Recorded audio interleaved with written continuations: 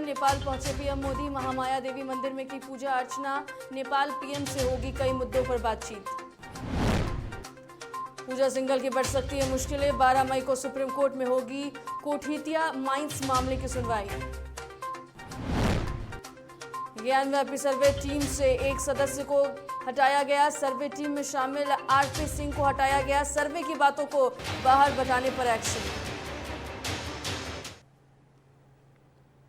नमस्कार, डीटीवी भारत में आपका स्वागत है। मैं हूं पूजा वर्मा। बुलेटिन की शुरुआत करेंगे इस वक्त की बड़ी खबर के साथ।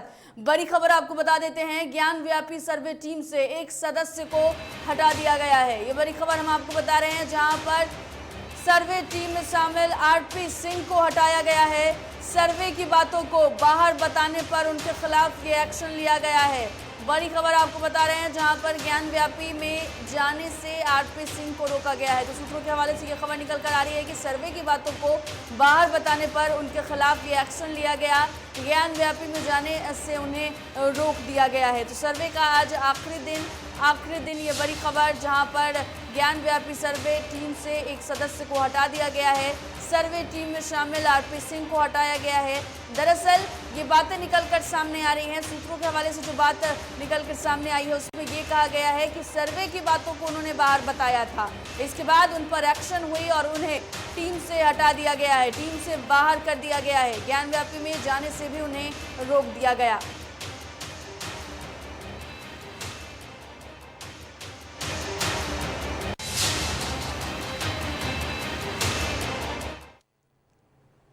अधिक जानकारी के लिए हमारे संवाददाता सुजीत पटेल हमारे साथ फोन लाइन पर जुड़ गए हैं।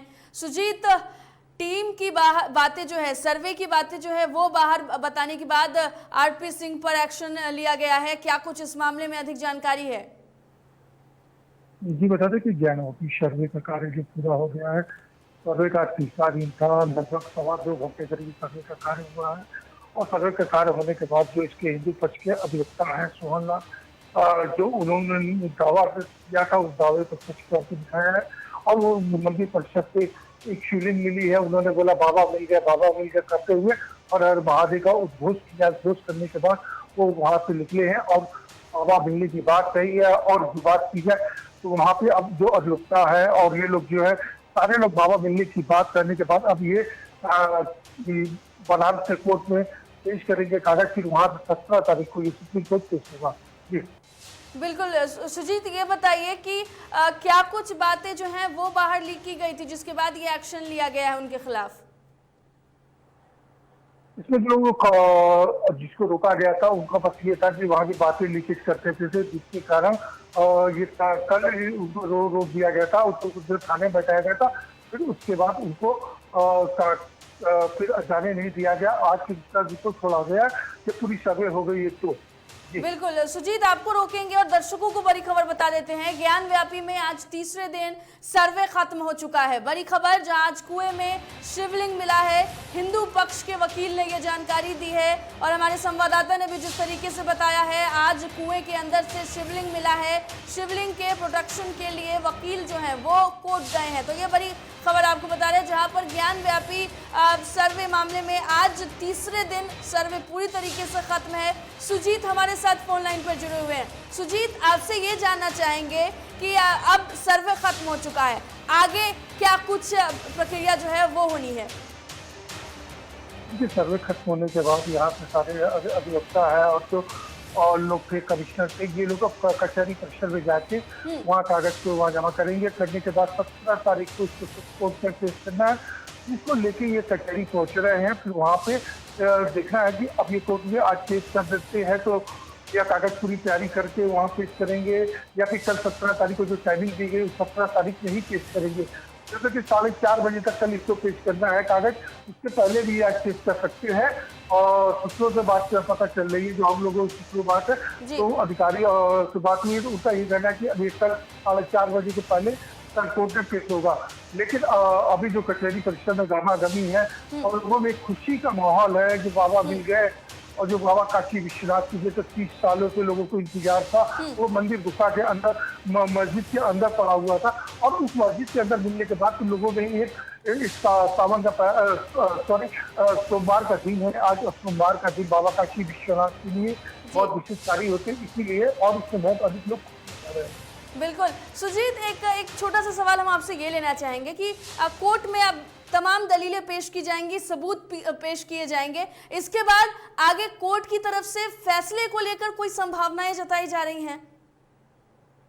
देखिए, जब सारे सबूत मिल गए तो कोर्ट को भी फैसला मानना पड़ेगा। तो कारण ये है कि सबूत के कारण अभी कोर्ट पीछे हट रहा था, लेकिन बिल्कुल। जब सबूत मिल जाएंगे तो कोर्ट भी फैसला उधर ही सुनाएगी। और जो हिंदू पक्ष की जो खुशियां मना रहे हैं, कारण यही है कि कोर्ट को भी यही फैसला मानना होगा।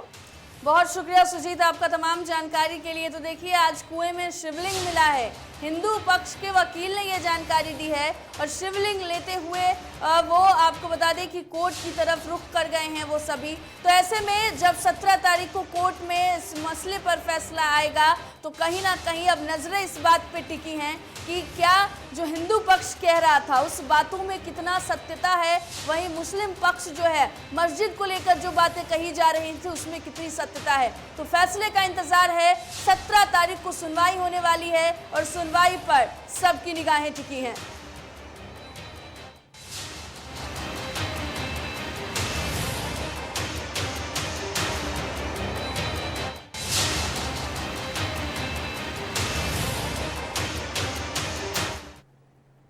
प्रधानमंत्री नरेंद्र मोदी अपनी संक्षिप्त यात्रा पर नेपाल पहुंच चुके हैं, जहां उनका शानदार स्वागत किया गया है। नेपाली समकक्ष शेर बहादुर देउवा ने उनकी अगवानी की है। पीएम मोदी गौतम बुद्ध के जन्म स्थान लुम्बिनी के दौरे पर हैं। इसके अलावा वह अपने नेपाली समकक्ष शेर बहादुर देउवा के साथ व्यापक स्तर पर बातचीत भी करेंगे। बातचीत के दौरान आपको बता दें कि पानी, बिजली, विकास और संपर्क जैसे कई क्षेत्रों में द्विपक्षीय सहयोग बढ़ाने पर चर्चा हो सकती है।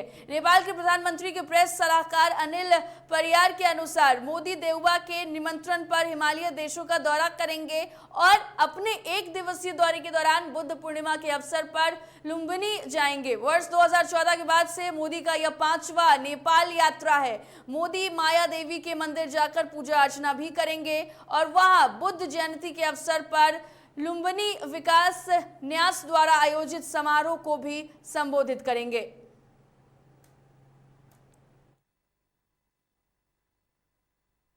देउवा ने प्रधानमंत्री नरेंद्र मोदी की अगवानी की। जब पीएम वहां पर पहुंचे तो उनका स्वागत किया, हाथ जोड़कर सभी ने पीएम मोदी का अभिनंदन किया है। तो आज बुद्ध पूर्णिमा के अवसर पर प्रधानमंत्री नरेंद्र मोदी नेपाल पहुंचे हैं। नेपाल पहुंचकर आपको बता दें कि ये एयरपोर्ट की तस्वीर आप देख रहे हैं, हेलीपैड जहां पर बनाया गया था, माफ कीजिएगा, वहां की ये तस्वीर, और किस तरीके से नेपाल के पीएम ने स्वागत किया है वो तस्वीरें बयां कर रहे हैं। देखिए, यहाँ पर लोग भी उनसे मुलाकात करने के लिए पहुंचे और कितने खुश लोग भी नजर आए। प्रधानमंत्री ने भी हाथ जोड़कर सभी का अभिवादन किया है, सभी को नमस्कार किया है। ये तस्वीरें आप देख रहे हैं जहां पर प्रधानमंत्री नरेंद्र मोदी नेपाल पहुंचे और लोगों का अभिवादन करते हुए नजर आए।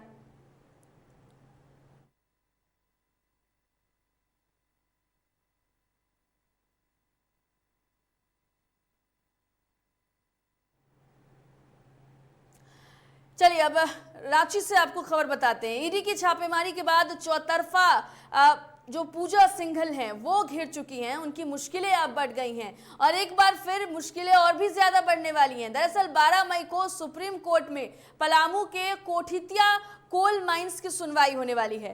जमीन अधिग्रहण प्रक्रिया में हुई गड़बड़ी के इस मामले में खान सचिव पूजा सिंघल, झारखंड के पूर्व मुख्य सचिव राजबल्ला वर्मा समेत कई टॉप अधिकारी संदेह के घेरे में हैं। जमीन अधिग्रहण में गड़बड़ी को लेकर राजीव कुमार ने सुप्रीम कोर्ट में 2017 में एसएलपी दायर किया था, जिसके बाद अंतिम बार 12 जुलाई 2019 में सुनवाई हुई थी। बता दें कि पलामू के परावा स्थित कोठितिया कोल माइंस के लिए 165 एकड़ जमीन आवंटित किया जाना था।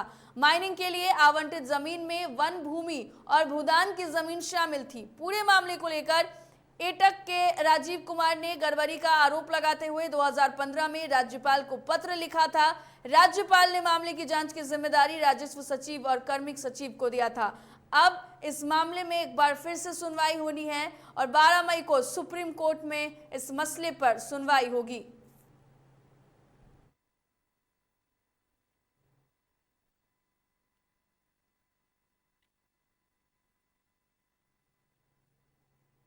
भगवान बुद्ध की प्रथम उपदेश स्थली वाराणसी के सारनाथ में देश विदेश से जुटे हजारों श्रद्धालुओं को भगवान बुद्ध के आस्था अवशेष के दर्शन कराए गए।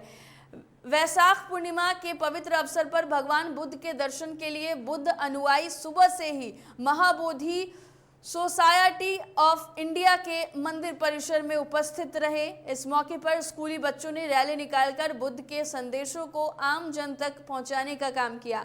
वहीं महाबोधि सोसाइटी ऑफ इंडिया के बुद्ध विहाराधिपति सुमितानंद ने बताया है कि आज बुद्ध अनुयायियों के लिए काफी पवित्र दिन है।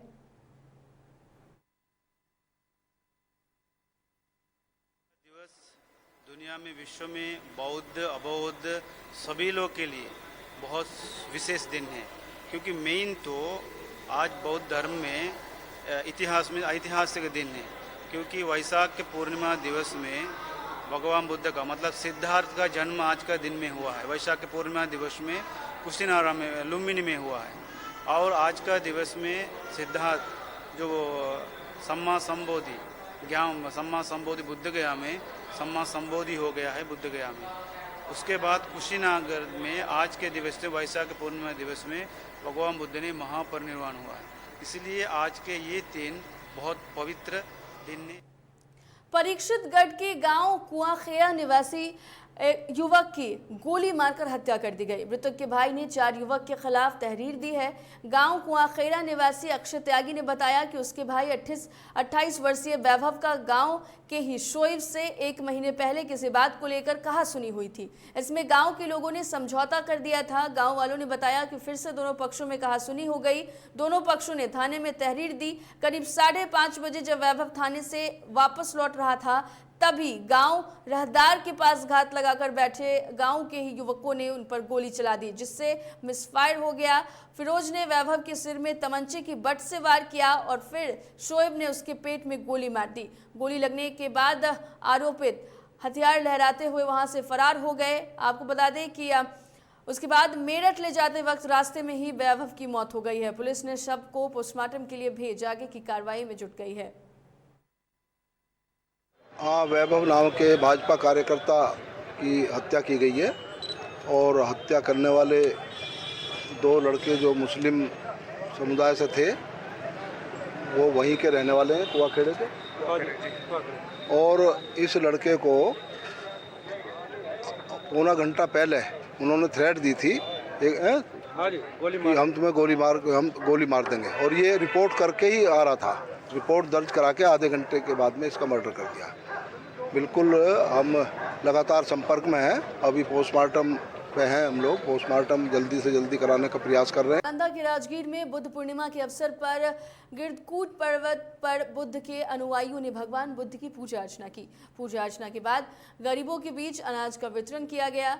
अनाज पूजा से लेकर अनाज वितरण तक चाइनीज गाइड दशरथ कुमार, अमित कुमार, संजीव कुमार, बिट्टू और पर्यटक गाइड संजय कुमार उपस्थित रहे। गिरधकूट पर्वत पर भगवान बुद्ध ज्ञान प्राप्त करने के बाद गए थे और राजगीर की धरती पर 5 वर्षवास बिताए थे।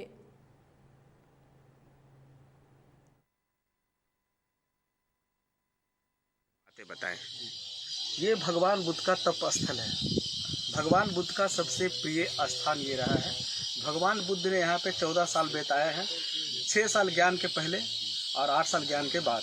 तो ये जो जगह देख रहे हैं, यही वो जगह था जहाँ पे भगवान बुद्ध ने बैठकर यहाँ पे तपस्या किया था। आप उधर थोड़ा सा देखिए, यहाँ पे भगवान बुद्ध का जो प्रिय शिष्य थे, ये आनंद का कुटी है। इसके ठीक बगल में एक पुराना रास्ता है, और इधर देखिएगा तो सामने बिंबिसार जेल है। दोनों जो जगह है, दोनों जगह आपके आमने सामने है। तो जब राजा बिंबिसार का राज था, तो राजा बिंबिसार का जेल ये आमने सामने, उसी जेल से यहाँ पे भगवान बुद्ध का यहाँ पे दर्शन करते थे। तो बौद्धिस्ट के लिए, माने सारे धर्म के लिए ये जगह बहुत ही इम्पोर्टेंट है। मुंगेर जिला अंतर्गत विभिन्न गंगा घाटों पर बुद्ध पूर्णिमा को लेकर गंगा स्नान करने वाले श्रद्धालुओं का तांता लगा हुआ है। खासकर कृष्णहरणी गंगा घाट पर, बबुआ घाट पर श्रद्धालुओं की अधिक संख्या देखी जा रही है। बुद्ध पूर्णिमा पर गंगा स्नान का विशेष महत्व है। मान्यता है कि इस दिन गंगा स्नान करने से विशेष पुण्य फल प्राप्त होता है।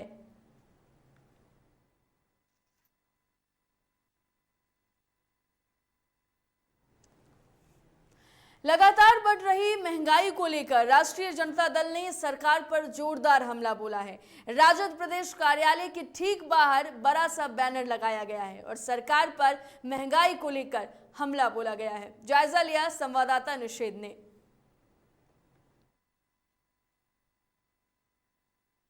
चाहे आम हो या फिर खास, महंगाई की मार हर कोई झेल रहा है। लगातार दिन प्रतिदिन महंगाई बढ़ रही है और इसका सीधा असर आम लोग हो या फिर खास हो, उनके जेब पर निश्चित तौर पे पड़ता है। क्योंकि महंगाई जब बढ़ती है तो लोगों के पॉकेट में पैसा भी नहीं बचता है। इसको लेकर के लगातार जो विपक्षी पार्टियां हैं वो सरकार पर हमलावर हैं। इस वक्त मेरी मौजूदगी पटना में राष्ट्रीय जनता दल प्रदेश कार्यालय के ठीक बाहर है और राजद के बाहर एक बड़ा सा बैनर लगाया गया है और इस बैनर पे साफ तौर पे देखिए, पहले ऊपर जो लिखा गया है, हर दिन बढ़ रही है 2 रुपये गैस सिलेंडर के दाम, बहुत हुई महंगाई की मार, नहीं चाहिए 18 घंटे काम करने वाली सरकार। बगल में एक गैस सिलेंडर की तस्वीर आप देख रहे होंगे और उस पर साफ तौर पे इस बात को लिखा गया है क्योंकि गैस भी कभी सस्ती थी। इस बात को याद दिलाया गया है कि एक ज़माने में गैस का दाम सस्ता था, लेकिन आज के डेट में जो सरकार दावा करती है 18 घंटे काम करने का, उस सरकार के राज में महंगाई चरम पे है और पिछले 18 महीनों में गैस सिलेंडर के दाम जो हैं वो लगातार बढ़ रहे हैं। दूसरी ओर ग्राफिक्स के जरिए एक पिछले 18 महीने में कब कब गैस सिलेंडर का कितना दाम बढ़ा है, इस चीज़ को भी दिखाने की कोशिश की गई है। यह पोस्टर राष्ट्रीय जनता दल व्यवसायिक प्रकोष्ठ के प्रदेश महासचिव हैं फतुहा विधानसभा के प्रेम कुमार यादव, उनकी ओर से लगाया गया है। तस्वीर में लालू प्रसाद यादव की फोटो देख रहे होंगे। इस बैनर में नेता प्रतिपक्ष तेजस्वी यादव की तस्वीर है। लालू यादव के बड़े बेटे तेज प्रताप यादव हैं, ठीक उनके बगल में उनकी माता राबड़ी देवी हैं। और इस पोस्टर के जरिए ये बताने की कोशिश की गई है कि बहुत हुई अब महंगाई की मार, नहीं चाहिए 18 घंटे काम करने वाली सरकार। इस बात को बताया गया है और जिस तरीके से लगातार महंगाई बढ़ रही है उस महंगाई का जिक्र किया गया है और इस बात को बैठाया गया है कि 18 घंटे काम करने का जो सरकार दावा करती है, उनके राज में लगातार महंगाई बढ़ रही है और जो आम लोग हैं वो त्राहिमाम कर रहे हैं। पहले की भी बातें बताई गई हैं कि पहले के ज़माने में गैस सिलेंडर कितने रुपए में आता था और आज के डेट में लोग हाहाकार कर रहे हैं, लेकिन सरकार महंगाई को लेकर के कोई ध्यान नहीं दे रही है। निषेध ठाकुर, DTV भारत, पटना। सिवान में दयानंद आयुर्वेदिक मेडिकल कॉलेज में बिहार विधानसभा अध्यक्ष विजय कुमार सिन्हा और स्वास्थ्य मंत्री मंगल पांडे पहुंचे, जहां कॉलेज के 50वीं स्वर्ण जयंती समारोह में मुख्य अतिथियों ने दीप प्रज्वलित कर कार्यक्रम का उद्घाटन किया। मंच पर तमाम पार्टी के विधायक मौजूद रहे।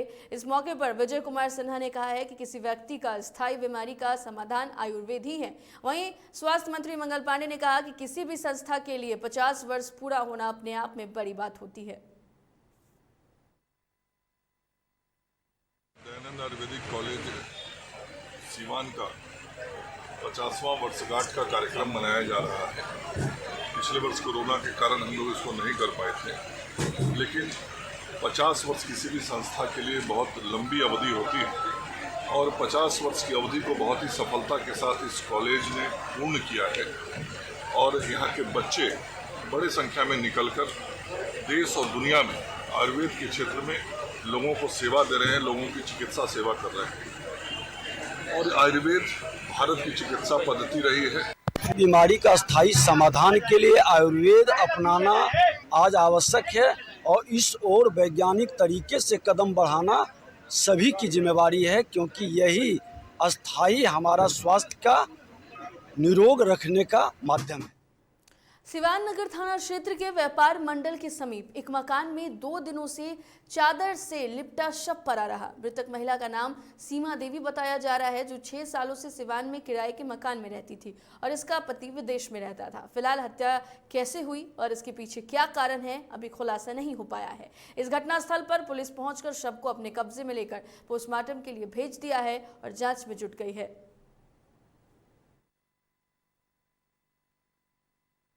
फोन कहनी हमके मिनटे मिनटे फोन करनी जान तो फोन का घर रात फोन कही तो ना लगवे तो हम कहीं काहे नेमी के मोबाइल लेके लगवा तो कहीं का चल बन के सुत गइल होई। फेन सवेरे उ रात बहन फोन कइसन तो दीदी काहे हमको फोन निकला तन जइबू तू नीचका बाड़ हमनी के गाड़ी से बड़हरिया से तो कहनी ठीक हम जाता नहीं गाड़ी पकड़ खमैनी आ मथुरापुर से फोन आई लगी तू जा देखो का ओकरा बोल बा जे फोनवा नहीं के लागो। हां ये बात दोसर कुछ ना इनकर साथ के रहत रहा केहू ना करे रहत लिया रो अभी बोले कि 3 और महिला रहत रही। हां रूमुआ में है नया रूमुआ में रह एथी रहत रहा किराएदार। मधुबनी जिले के लदनिया थाना क्षेत्र में चाइल्ड लाइन ने पुलिस की मदद से बड़ी कार्रवाई करते हुए बाल विवाह को रुकवाने में सफलता हासिल की। नाबालिग के परिजनों ने उसके बालिग होने तक उसका विवाह न करवाने की भी बात कही है। वहीं उन्हें ये चेतावनी भी दी गई है कि यदि इससे पहले विवाह करवाया तो कानूनी कार्रवाई की जाएगी। भारत सरकार द्वारा 1098 इस पे कोई कंप्लेन किए हुआ था कि यहाँ गजहरा पंचायत में एक नाबालिग लड़की की शादी हो रही है। तो उसी विजिट के दौरान हम लोग यहाँ पर आए हैं, जहाँ बच्ची के माता पिता और ग्रामीणों से मिले हैं, उन लोग के द्वारा बातचीत किए हैं, जहाँ मुखिया उप मुखिया उपस्थित थे, चौकीदार उपस्थित थे, सभी से बातचीत किए हैं। विजिट के दौरान लड़की जो है ना नाबालिग पाई गई है। तो बच्ची के जो पिताजी हैं हम उनसे भी अनुरोध किए हैं, ग्रामीणों से भी अनुरोध किए हैं, मुखिया सरपंच सबसे अनुरोध किए हैं कि शादी को रुकवा दिया जाए ताकि बच्ची बालिग होने पे उनकी शादी करवाया जाए। तो शादी फिलहाल रुक गई है।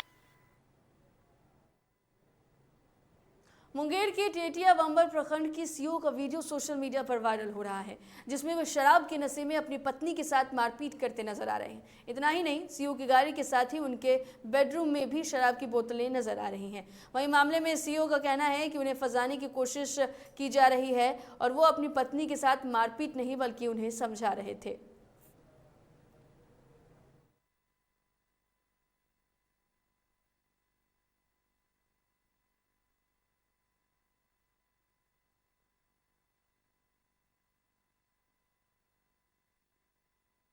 ये तो हम नहीं बता सकते हैं कि कौन किया है इसे।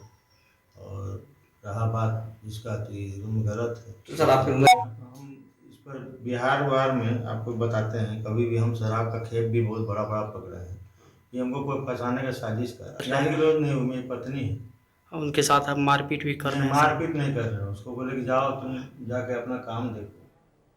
बिहार में पड़ रही भीषण गर्मी और उमस से मोकामा भी अछूता नहीं है। इलाके का शहरी और ग्रामीण क्षेत्र गर्मी और लू की चपेट में है। इस जानलेवा गर्मी से मोकामा शहर में सन्नाटा पसर गया है। इक्का दुक्का लोग ही बाजार में नजर आ रहे हैं।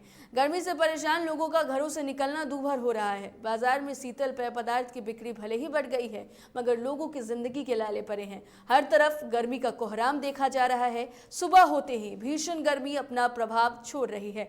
कुल मिलाकर इस तपती गर्मी ने जिंदगी ठहर सी गई है।